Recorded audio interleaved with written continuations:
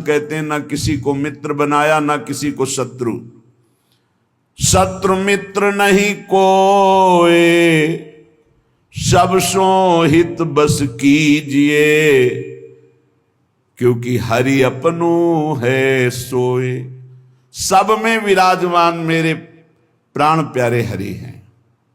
ये क्रूरा अपि पापिनो न च सताम संभाष्य दृश्याश्चये सर्वान वस्तुतया निरीक्ष परम स्वाराध्य बुद्धिर्मम। ये मेरे आचार्य का आदेश है। जो क्रूर हैं, पापी हैं, दुष्ट हैं, नीच हैं, वो तुम्हें दिखाई दे रहे। मेरी दृष्टि में आराध्य देव श्री राधा वल्लभ लाल, श्री कृष्णचंद्र जो सबके हृदय मंदिर में हम परमात्मा देखने के लिए चले हैं, ना कि क्रूर पापी दुष्ट निंदक देखने के लिए चले हैं। हम साधना कर रहे हैं सब में परमात्मा का अनुभव करने के लिए। जड़ चैतन्य कछु नहीं दिखे, जहां दिखे तहां श्याम खड़े। ये सिद्धि है, ये साधना की परिपक्व अवस्था है कि अपने इष्ट को वासुदेवा स्वरमिति सा महात्मा सुदुर्लभा। हम उस मार्ग के पथिक हैं। सत्संग सुने तो बहुत सावधान होकर सुने, एक एक शब्द रहस्यपूर्ण होता है।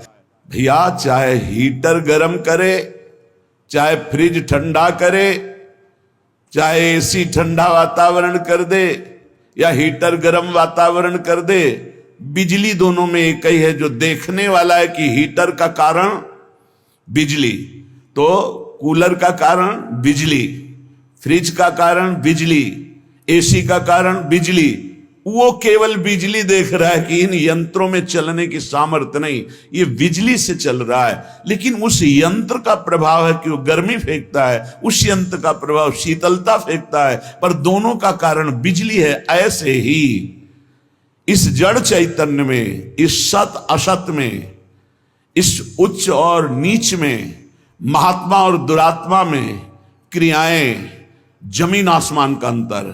पर साधक क्रिया दर्शन नहीं करता, साधक कारण तत्व को देखता है। तो कारण श्री हरिवंश भनम, कारण परम तत्व वही है, दूसरा नहीं।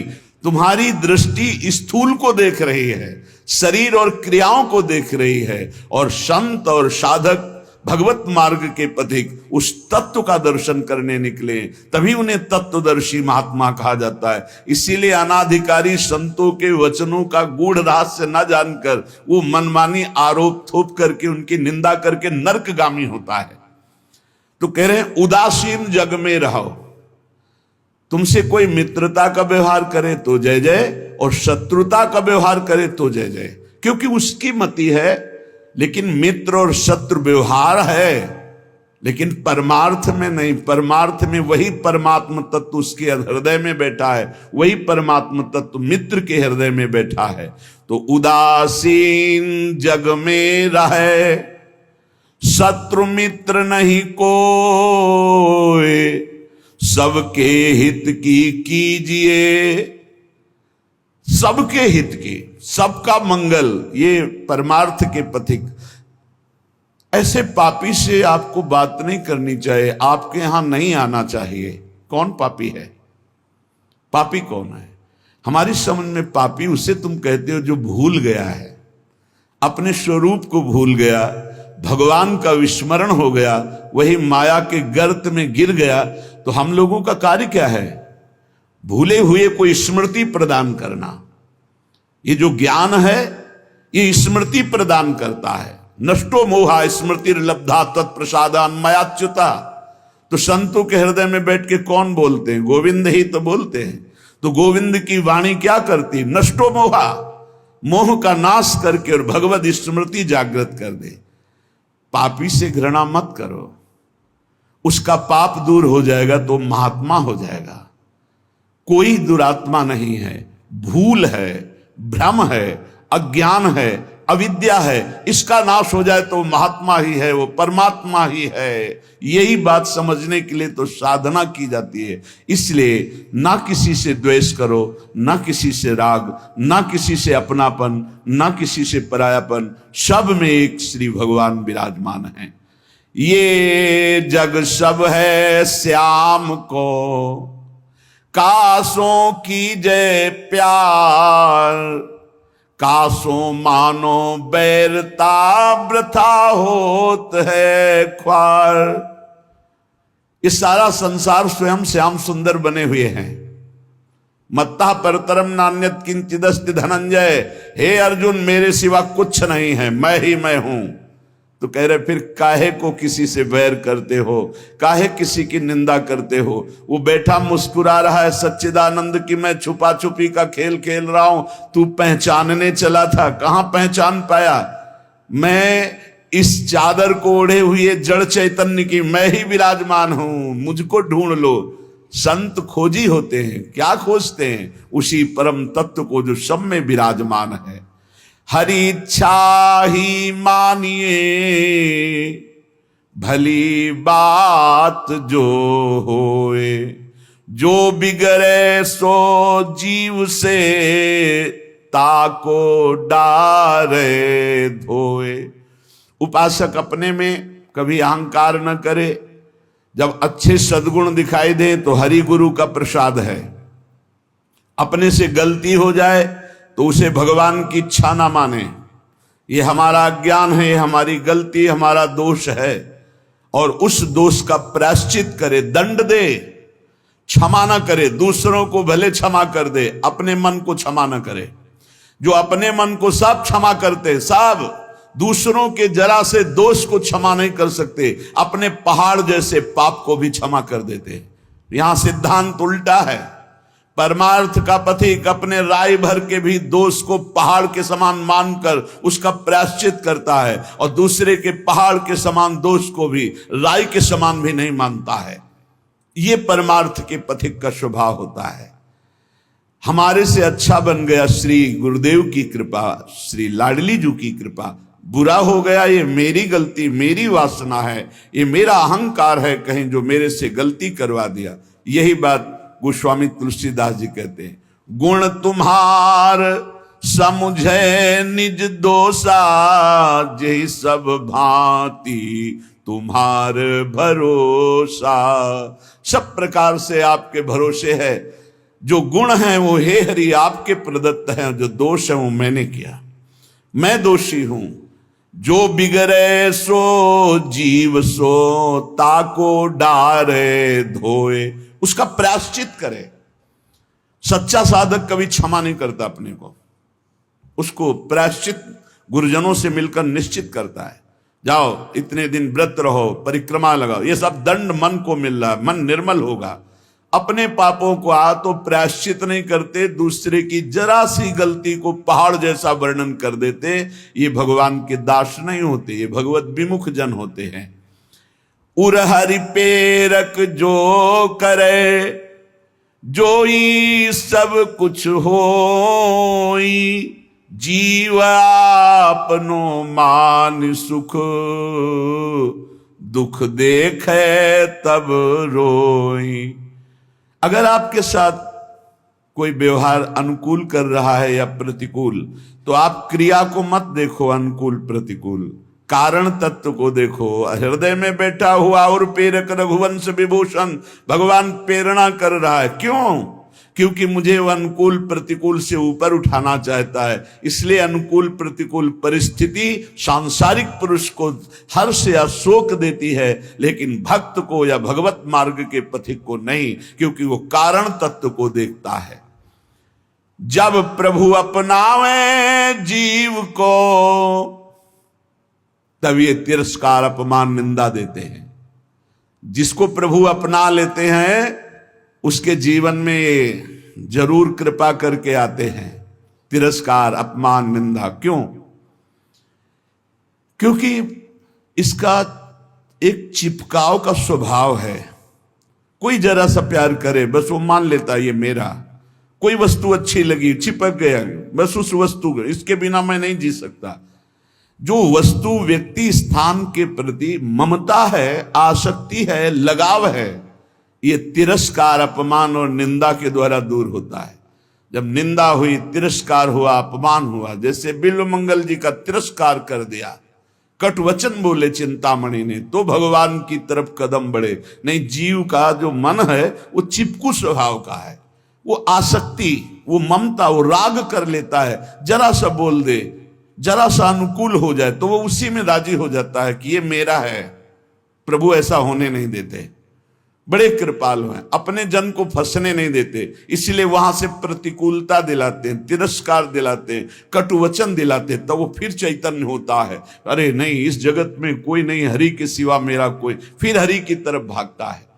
तो कह रहे कि ऐसी भगवान की अहेतुकी कृपा है कि जब जीव को भगवान अपनाते हैं तो तिरस्कार, अपमान, निंदा देते हैं। घबराओ मत, उतना ही देंगे जितने में तुम परिपक्व हो जाओगे। तुम्हारा पतन नहीं हो सकता, तुम इतना दुखी नहीं हो सकते कि परमार्थ छूट जाए। और काटे भव के फंद, चरण कमल में राख हैं श्री वृंदावन चंद्र। वृंदावन चंद्र युगल सरकार ऐसी परिस्थिति बना देंगे आपको। जो जो सुन रहे हैं बहुत धैर्य से, हो सकता है तुम्हारी वास व्यवस्था कमजोर हो सकता है तुम्हारी भोजन व्यवस्था कमजोर हो सकता है तुम्हारी अर्थ व्यवस्था कमजोर हो। काट लो समय, ये काट लो समय। आगे जो आपको प्राप्त होगा वो इन सबसे परे है। नाशवान परिस्थिति, नाशवान धन, नाशवान भोग, इससे परे अविनाशी परम पद मिलेगा। और ये हम विश्वास पूर्वक तुम्हें कह रहे हैं कि भगवान अपने भक्त के योगक्षेम का वहन करते हैं। आप निश्चिंत रहिए, इंतजार करो, ऊबना मत, कैसी भी परिस्थिति हो भागना मत। यहां हर एक को श्री जी देख रहे हैं। जितनी परिस्थिति में तुम्हें वो रख रहे हैं, तुम उसी के लायक हो। लायक का मतलब तुम्हारी अध्यात्म की स्थिति के लिए बहुत जरूरी है।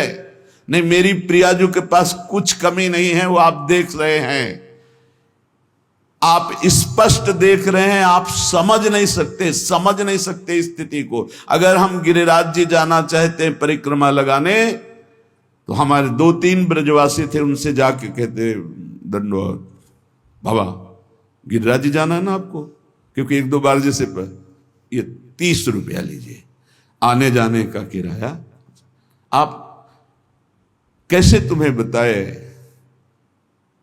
केवल भगवद आश्रय रखना। तुम्हें जो भोजन की समस्या, जो वस्त्र की समस्या, जो वास की समस्या, जो अपमान, जो परिस्थिति, ये बहुत जरूरी है। हम वंदना करते हैं उस परिस्थिति की, क्योंकि वही परिस्थिति शरणागति पुष्ट करती है। अन्य आश्रय मत ले लेना, अन्य भरोसा मत कर लेना। मेरी लाडली जो डायरेक्ट आपकी व्यवस्था संभाल रही हैं, यहां वही प्रवेश पा रहा जिसे श्री जी देख रही है। पर दुर्भाग्य है कि ऐसी करुणा होने पर भी वो अपराध करता है। वो करुणामयी स्वामिनी के भाव को न जानकर वृंदावन को एक शहर मानता है, और यहां आकर होटल में वास करके नाना प्रकार की कुचेष्टाएं करके पाप कमा कर जाता है। मेरी स्वामिनी जी की कृपा की अवहेलना करता है। प्रथम यथामति प्रणवों श्री वृंदावन अति रम्य, श्री राधिका कृपा बिनु सबके मनन गम्य। यहां प्रवेश भी नहीं कर सकते। जब स्वामिनी जी इतनी दयालु आपको कृपा की, आपका सौभाग्य वर्धन के लिए धाम बुलाया, तो यहां आकर थोड़ी तो साधना कर लो। यहां वो कार्य तो मत करो जो तुम्हें नरक ले जाने वाले हैं। वो समझ नहीं पाते हैं। ये कोई वृंदावन धाम है, कोई शहर नहीं, कोई नगर नहीं कि आप पैसे के बल से आए, होटल लिए, मनमानी खान पान, मनमानी भ्रष्टाचार का आचरण, तो तुम्हारी दुर्गति हो जाएगी। धाम को धाम की तरह सेवन करो, नहीं तुम मत आओ। दूर से चिंतन करो, प्रणाम कर लो, इतने में तुम्हारा मंगल हो जाएगा। यहां आओ तो धाम की तरह आओ। पहले तुम इस यहां प्रवेश होने के पहले अपने दिमाग में बैठा लो कि तुम जा कहां रहे हो।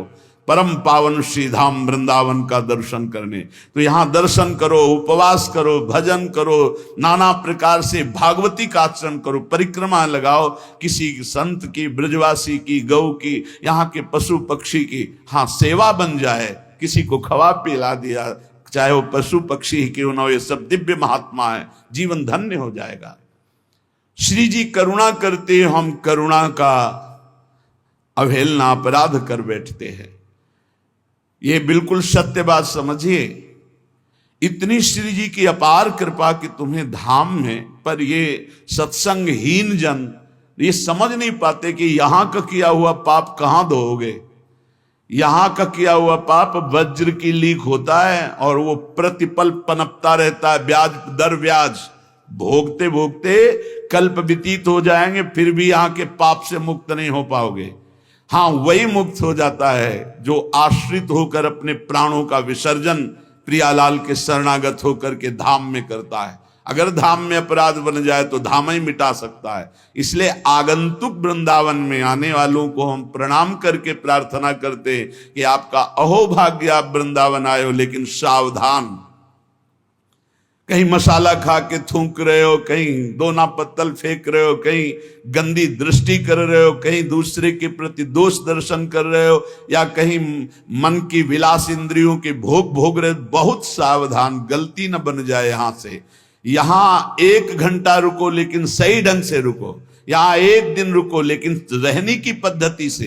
1 दिन में तुम्हारा श्रीपाद प्रबोधानंद जी का एक बार वृंदावन आ गया, एक पुष्प प्रसादी सूंघ लिया, एक बार बिहारी जी को प्रणाम कर लिया, एक बार वृंदावन की रज लग गई, अब तुम नरक नहीं जाओगे।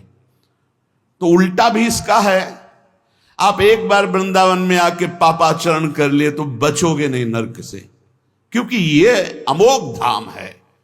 उपजाऊ भूमि में चाहे बंबूल का पड़ जाए या गन्ना का पड़ जाए या दाक्षवारा का पड़, वो उपज जाएगी। आप बो क्या रहे हो वृंदावन में आकर? सत्कर्म भगवत भजन या दुष्कर्म पापाचरण। भगवत कृपा सब पर है, तुम्हें मनुष्य बनाया, धाम बुलाया, सत्संग करके दर्शन करके भगवत प्राप्ति का मार्ग पुष्ट कर सकते हो, पर मनमानी आचरण करके अपने जीवन को नष्ट कर सकते हो। इसलिए सावधान, जब जिस पर हरि कृपा करते हैं, हम वंदना करते हैं उस परिस्थिति का जिसमें कोई व्यवस्था ना हो और मन आश्रित हो जाए श्री जी की। ये बहुत बड़ी बात है, ये शायद ही कोई उपासक समझ पाएगा। हम प्रणाम करते हैं और धन्यवाद देते हैं परमात्मा कृपा को। जिस साधक के जीवन में अव्यवस्था हो, विपत्तियां हो, प्रतिकूलता हो और कोई प्यार करने वाला ना हो और केवल एकमात्र प्रियाजू के चरणों का भरोसा आ जाए, यही सबसे बड़ी सिद्धि है। ये अनुकूलता में नहीं होती भाई, ये होती ही नहीं अनुकूलता में। जितनी अनुकूलता मिलती उतनी इंद्रियां बहिर्मुख होकर के जगत को अपना मानने लगती हैं, व्यक्ति को, वस्तु को, स्थान को। इसलिए भगवान जिस पर विशेष कृपा करते हैं, अपनाते हैं, उसको सब तरह से मुक्त कर देते हैं। कहीं भी आसक्ति नहीं, कहीं भी ममता नहीं, कहीं भी राग नहीं।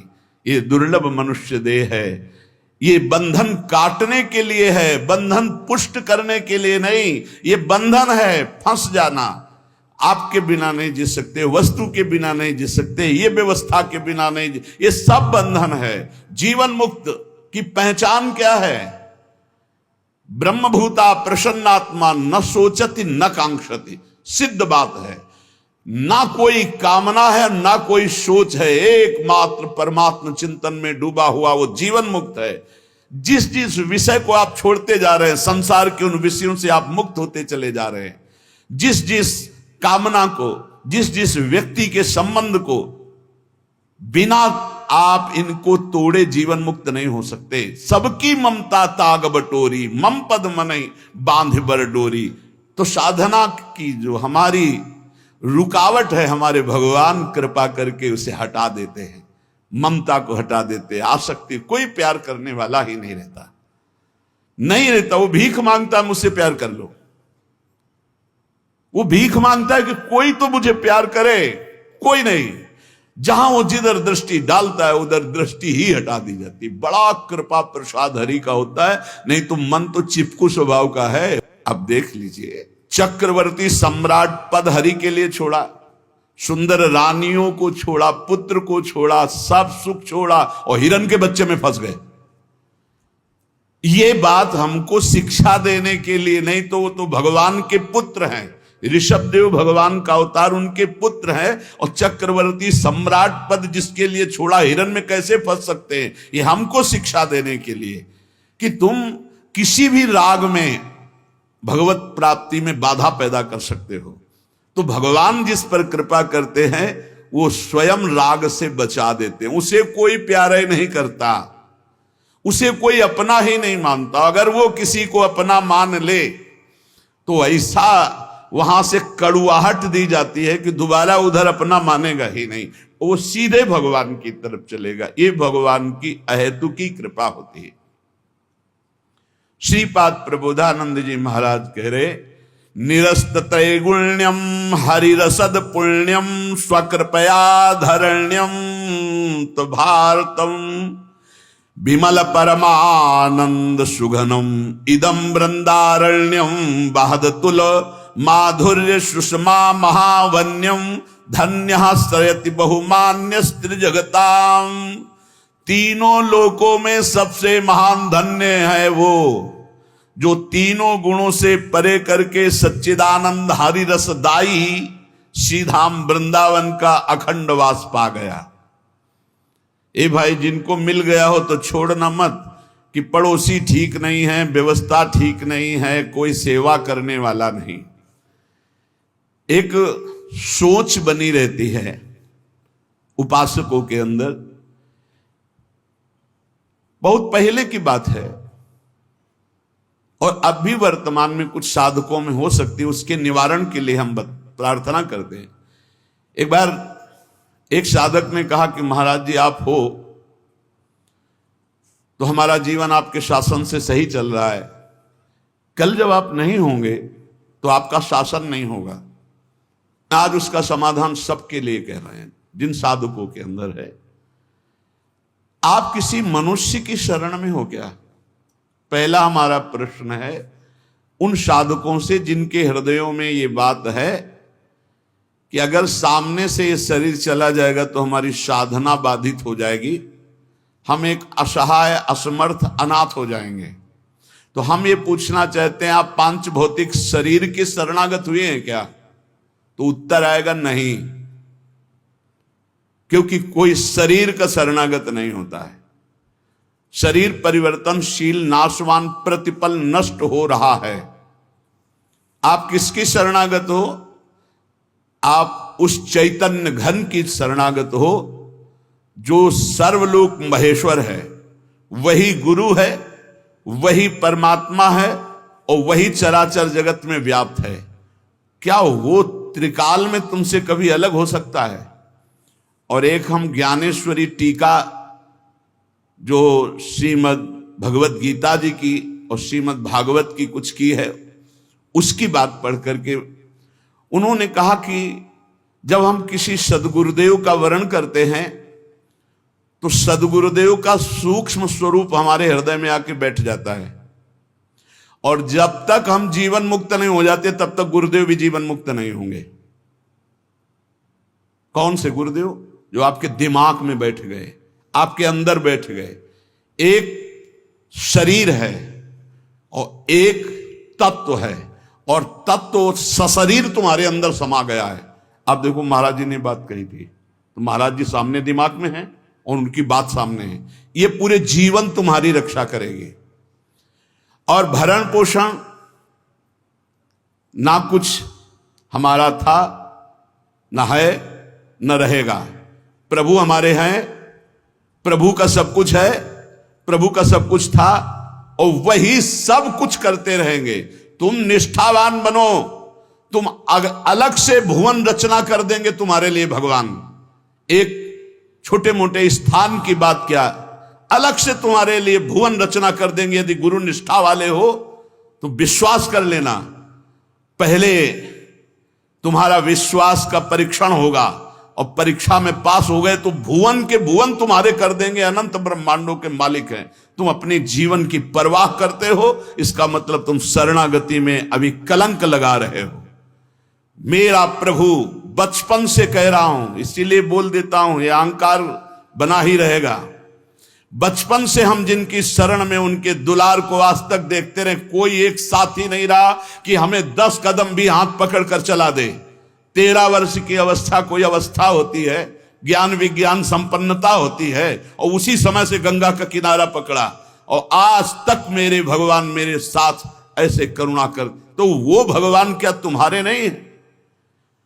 क्या तुम्हारी शरणागति का वो पालन नहीं करेंगे? फिर ये प्रश्न क्यों हो जाता है मुझे?